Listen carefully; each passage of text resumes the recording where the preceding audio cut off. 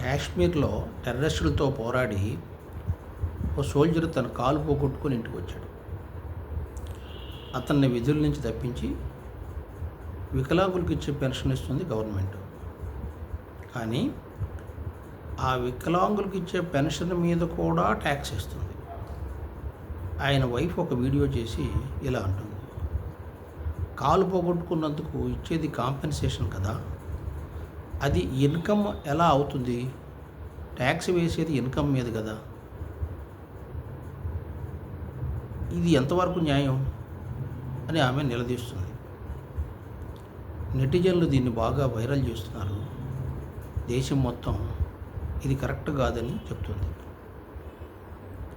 ఈ ట్యాక్స్ ఎంతవరకు పోయిందంటే, ఏదైనా పని చేసి జీతం తీసుకుంటే దాని మీద ట్యాక్స్, రిటైర్ అయిన తర్వాత రిటైర్మెంట్ అమౌంట్ వస్తే దాని మీద ట్యాక్స్.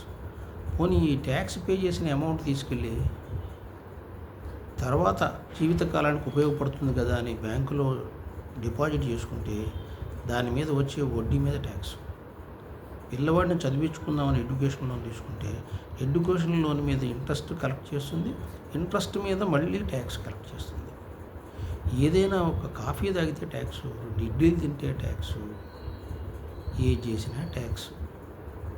పోనీ ఈ విధంగా ట్యాక్స్ కలెక్ట్ చేసి ఏమైనా ఇన్ఫ్రాస్ట్రక్చర్, కాస్త మెడికల్ ఫెసిలిటీస్ కానీ, ఫ్రీ మెడికల్ ఫెసిలిటీస్ కానీ, తర్వాత మంచి స్వచ్ఛమైన గాలి కానీ, స్వచ్ఛమైన నీరు కానీ, స్వచ్ఛమైన వాతావరణం ఏమైనా కల్పిస్తుందా? స్వచ్ఛ భారత్ అంటున్నారే కానీ గల్లీ గల్లీలో చెత్త, కుక్కలు సర్వవిహారం చేయటం, ఎక్కడ పడితే అక్కడ ఫుడ్ పడేయటం, అన్నం పరబ్రహ్మ స్వరూపం అని మన ధర్మం చెబుతుంది. ఆ అన్నం చూడండి రోడ్ల మీద ఎలా పడేస్తున్నారు. ఇది ట్యాక్స్.